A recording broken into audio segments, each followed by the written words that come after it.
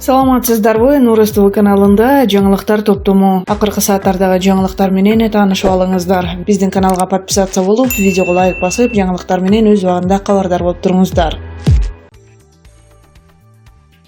Мурдагы президент Алмазбек Атамбаевдин агасынын уулу Нурбек Шаршенов жана тарапкери Кундуз Ажибекова Улуттук коопсуздук комитетинин Чүй облустук башкармалыгына жеткирилди. Бул тууралуу Азаттыкка Кыргызстан социал-демократиялык партиясынын расмий өкүлү Кундуз Жолдубаева билдирди. Анын айтымында аларды УКМКнын кызматкерлери Койташтагы мурдагы президенттин үйүнөн алып кетишкен. Жолдубаева бүгүн ИИМге сурак берип чыкканын, азыр 4-үнчү жолу чакырылып кайра баратканын билдирди. 7-августта мурдагы президент Алмазбек Атамбаевди кармоо операциясы учурунда УКМКнын Альфа атайын бөлүгүнүн кызматкерлери менен тарапкерлери ортосунда кагылышуу болгон. Анда жалпысынан 12 аскер жаракат алып ооруканага түшкөн. Бул операцияны жетектеп барган подполковник Үсөн Ниязбеков ок жеп каза болду. 8-августта күч түзүмдөрүнүн атайын операциясынын 2-күнүндө мурдагы президент Алмазбек Атамбаев кармалган. Ал 26-августка чейин камакка алынды. Учурда анын бир нече тарапкери суралып, алардын ичинен 4 адам: президенттин мурдагы кеңешчиси Фарид Ниязов, КСДПнын мүчөлөрү Алга Кылычев, Кыяз Исмаилов жана Амантур Жамгырчиев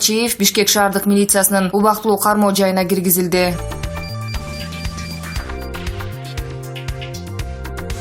Кыргыз өкмөтү Центера Голд компаниясы менен стратегиялык келишимдин күчүнө кирүү шарттары боюнча мунаса тапканын жарыялады. Анда келишимде буга чейинки каралган шарттардан тышкары Центера Голд кыргыз тарапка кошумча төлөмдөрдү төлөөгө макул болгону айтылат. Анын ичинде компания тарабынан жаңы түзүлгөн аймактарды өнүктүрүү боюнча социалдык өнөктөштүк фондуна $5 миллион өлчөмүндө бир жолку төлөм, андан соң 12 айдын ичинде дагы $5 миллион бир жолку төлөм. Бул фондко Кумтөр Голд Company компаниясынын дүн кирешесинен 0,4% эквиваленттүү чегерүүлөр төлөнөт. Ошондой эле жаратылышты өнүктүрүү фондуна $1 миллион өлчөмүндө жыл сайын төлөм жана Кумтөр кенинде 2 жылдын ичинде $16 миллион кем эмес суммада геологиялык чагындоо программаларын каржылоо жүргүзүлөрү айтылган. Кумтөр боюнча айлана чөйрөнү коргоо жана инвестицияны өнүктүрүү деп аталган стратегиялык келишимге 2017-жылы Сапар Исаков премьер-министр болуп турган учурда кол коюлган. Анда Центера Голд айлана чөйрөнү коргоо фондун түзүүгө $50 миллион бөлүп, жыл сайын төлөнчү экологиялык төлөмдү $310 миң $3 миллион көтөрүүгө макул болгон. Буга жооп катары кыргыз өкмөтү Центера Голдко карата берген экологиялык доодон баш тартмак. Жаңы шартка ылайык кыргыз өкмөтү соттук доолордон баш тартабы азырынча белгисиз.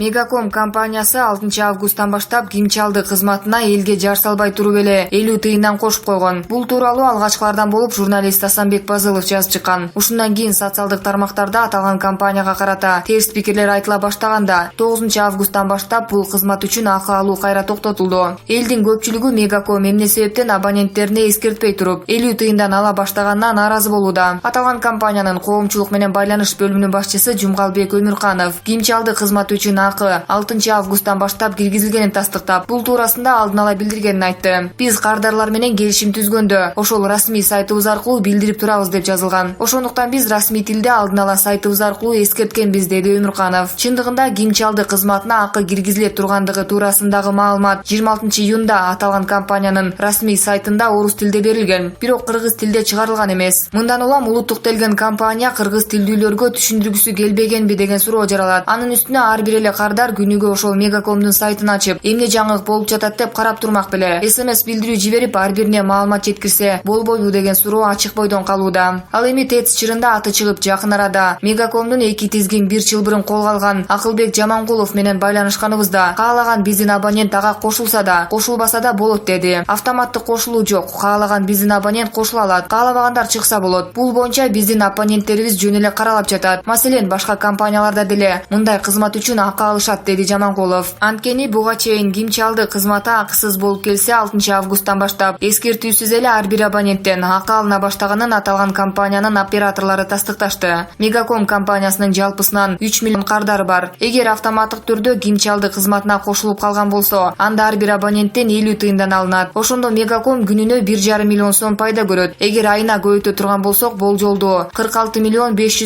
элден алмак. Бирок бул кызматты 3 күн иштетип, $4,5 500 000 сом элден алып туруп бул кызматты калыбына келтирип койду. Жыйынтыктап айтканда, бул макала жазылып жатканда 3 күн акы төлөнүп иштеген ким чалды кызматы кайра акысыз болуп калды. Мындан улам Мегаком компаниясы элди эч нерсе билбесе канча күнгө чейин сормок деген суроо туулат. Ал эми алар 3 күн ичинде ар бир абоненттен алган акчаны кайра кайтарып береби же жокпу азырынча белгисиз.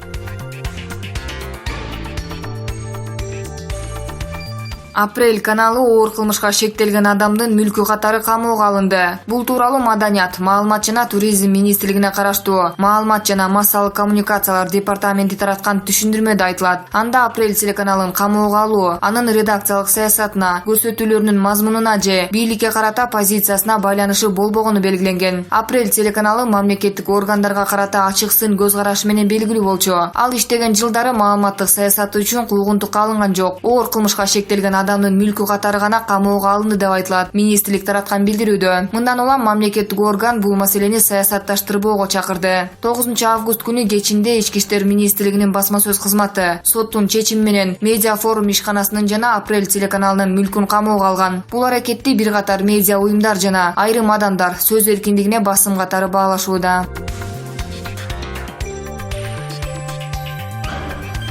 Экс-президент Алмазбек Атамбаев операциясындагы кагылышуудан жалпысынан 136 адам жабыркады. Саламаттыкты сактоо министрлигинин маалыматына ылайык 7-8-9 августта ооруканага кайрылгандардын бардыгынын абалдары канааттандырарлык. Жабырлануучулардын ичинен 109 адамга ооруканалардан, дагы 27 бейтапка Кой Таш айылынан медициналык жардам көрсөтүлгөн. Бүгүнкү күнгө карата ооруканаларда 14 бейтап дарылануусун улантып жатат. Бишкектеги травматология жана ортопедия илим изилдөө борборунда 7 адам, алардын бири абалда жандандыруу бөлүмүндө жатат. Улуттук госпиталда 4, Чүй облустук ооруканасында 2, Ысык Ата аймактык ооруканасында 1 бейтап дарыланууда. Алардын ден соолугу канааттандырарлык. Чүй ОЭБнин жетекчиси Самат Курманкуловдун абалы дагы деле оор бойдон калууда деп кабарлайт басма сөз кызматынан.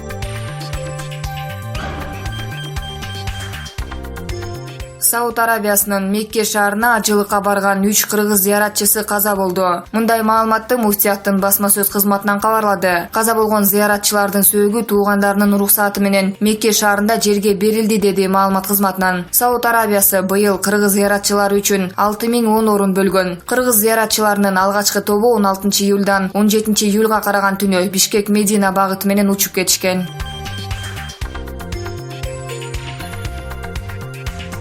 Медиа коомчулугу бийликтин Апрель телеканалына карата жасаган аракетин сынга алды. Медиа эксперттер телеканалдын камакка алынган мүлкүн бошотуп, каналдын эфирге чыгуусун талап кылган билдирүү жасады. Ошондой эле алар 2017 жылы сентябрь каналы дагы бийлик тарабынан жабылганын эске салышты. Ички иштер министрлигинин тергөө кызматы 9 августта Апрель телеканалы жайгашкан форум имаратын басып алып, телеканал ишин убактылуу токтотту. Ошондой эле бул имаратта иштеген башка массалык маалымат каражаттарынын ишинде кыйынчылыктар жаралды деп айтылат билдирүүдө. Эксперттердин айтымында Апрель телеканалынын мүлкүн камакка алууга зарылчылык болгон эмес. Анткени шектүү камакта телеканалга мыйзам бузуу боюнча эч кандай айыптар коюлган эмес. Медиа коомчулугу өлкө президенти Сооронбай Жээнбековдон бул абалга кайдыгер карабай туура чечим кабыл алуусун талап кылышууда. Саясий кризис учурунда Апрель телеканалы өлкөдөгү окуяларды чагылдырып келди. Телеканалдын мүлкүнүн камакка алынышы, ишинин убактылуу токтотулушу чектен ашкандык. Конституцияга ылайык бардык чектөөлөр мыйзамда каралгандай болушу керек. Андыктан биз телеканалдын мүлкүн камакка алуу иш-чараларын токтотууну талап кылабыз. Бүгүнкү күндө биз мурдагы президентке карата соттун адилеттүү жана мыйзамдуу чечимин күтүп жатабыз. Мындай учурда өлкөдө эмне болуп жатканын чагылдыруу үчүн бир катар маалымат каражаттары керек. Анткени эл өлкөдө болуп жаткан окуяларга көз салып, өз баасын бериши мамлекет үчүн маанилүү. Массалык маалымат каражаттарынын эркиндиги ар бирибиз каалаган учурда каалаган басылмалардан жаңылыктарды окуп туруу дегендик. Дал ушул факты биздин өлкөнү өзгөчө кылып турат деп жазылган кайрылууда. Жогорудагы кайрылуу катына Медиа институтунун өкүлдөрү, Медиа өнүктүрүү борбору, Центр Foundation, Медиа консалт фонду, Интерньюс уюму, журналисттер коомдук бирикмеси жана Аделя Лаишева кол койгон. 9 августта Апрель телеканалы ишин убактылуу токтоткону маалымдады. Буга атайын даярдыктагы жоопкерлердин форум имаратын басып алып, кызматкерлердин чыгып кетүүсүн талап кылганы жана соттун чечими себеп болгон.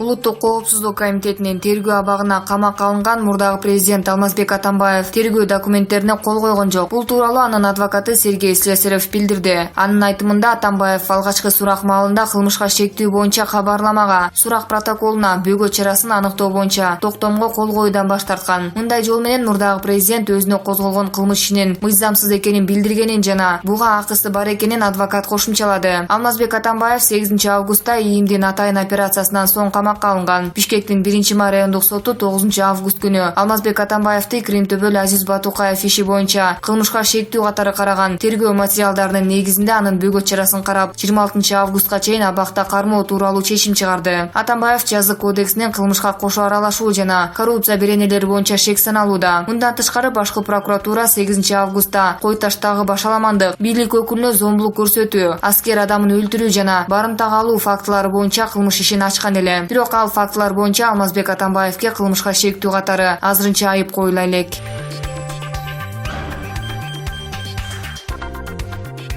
Ички иштер министрлигинин тергөө кызматы 7-8 августта Кой Ташта орун алган окуя боюнча кылмыш ишин ачып, тергөө иштерин жүргүзүп жатат. Азиз Батукаевдин абактан мыйзамсыз бошотулушу боюнча ачылган сотко чейинки кылмыш ишине Алмазбек Атамбаев 3 ирет күбө катары суракка чакыртылган. Бирок экс-президент суракка барган эмес. Мындан улам тергөөчү Атамбаевди зордоп алып келүү токтомун чыгарып, УКМКнын кызматкерлерине тапшырма берген. Аталган комитеттин кызматкерлери Кой Ташка барганда Атамбаевдин тарапташтары курал жана башка каражаттарды колдонуу менен каршылык көрсөткөн. Массалык башаламандык тергөөнүн жүрүшүн үзгүлтүккө учуратыш үчүн уюштурулган. 7 августтагы окуя кылмыштардын жана жоруктардын бирдиктүү реестрине массалык башаламандык, каракчылык, адам өлтүрүү жана адам өмүрүнө кол салуу беренелери менен катталып, сотко чейинки өндүрүшкө алынган. 8 августта УКМКнын атайын даярдыктагы жоопкерлерин барымтага алуу фактысы дагы кылмыштардын жана жоруктардын бирдиктүү реестрине барымтага алуу беренеси менен катталган. Алмазбек Атамбаев ушул күнү кармалып тийиштүү жайга алып келинген. Сотко чейинки тергөө иштеринин жүрүшүндө экс-президенттин тарапташтары Кундуз Жолдубаева, Равшан Жээнбеков, Асель Кодуранова, Ирина Карамушкина, Сейитбек Атамбаев, Темирлан Султанбеков, Эрмек Окенов, Тилек Абдиев жана Мээрбек Мискенбаев суракка алынган. Ал эми жогорудагы ачылган кылмыш иши боюнча КСДПнын саясий кеңешинин мүчөсү Фарид Ниязов, элдик штабтын башчысы Кыяс Смалиев жана Алга Кылычев, Амантур Жамгырчиев Бишкек шейбинин убактылуу кармоочу жайына киргизилген деп жазылат маалыматта. 9 августта Фарид Ниязов 48 саатка Бишкек шейбинин убактылуу кармоочу жайына камакка алынган. 10 августта Алга Кылычев жана Амантур Жамгырчиев убактылуу кармоочу жайга киргизилгени маалымдалган.